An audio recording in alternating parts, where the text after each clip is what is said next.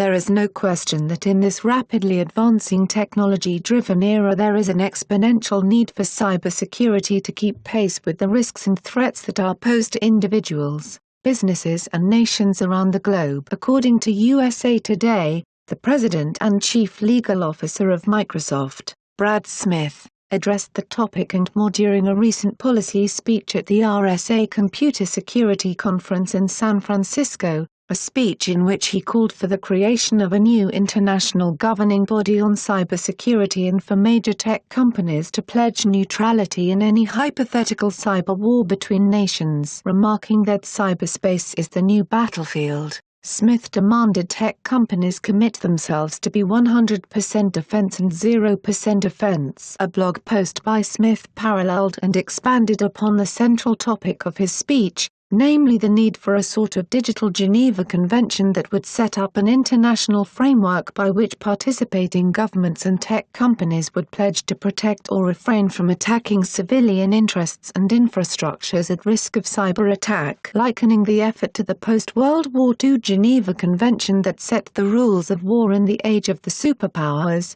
Smith also called for tech companies such as his own to be a digital Switzerland in any future cyber war between nation-states, focusing solely on the need to protect and provide support for customers in all locations throughout the world. The tech sector plays a unique role as the Internet's first responders, Smith wrote in the blog post. We therefore should commit ourselves to collective action that will make the Internet a safer place, affirming a role as a neutral digital Switzerland that assists customers everywhere. We will assist and protect customers everywhere. We will not aid in attacking customers anywhere. We need to retain the world's trust, Smith stated. According to the Daily Caller, this commitment to 100% defense and 0% offense has been fundamental to our approach as a company and an industry, and it needs to remain this way in the future. Imagine if the top technology and industry-leading manufacturing companies in the US had adopted the same outlook during World War II,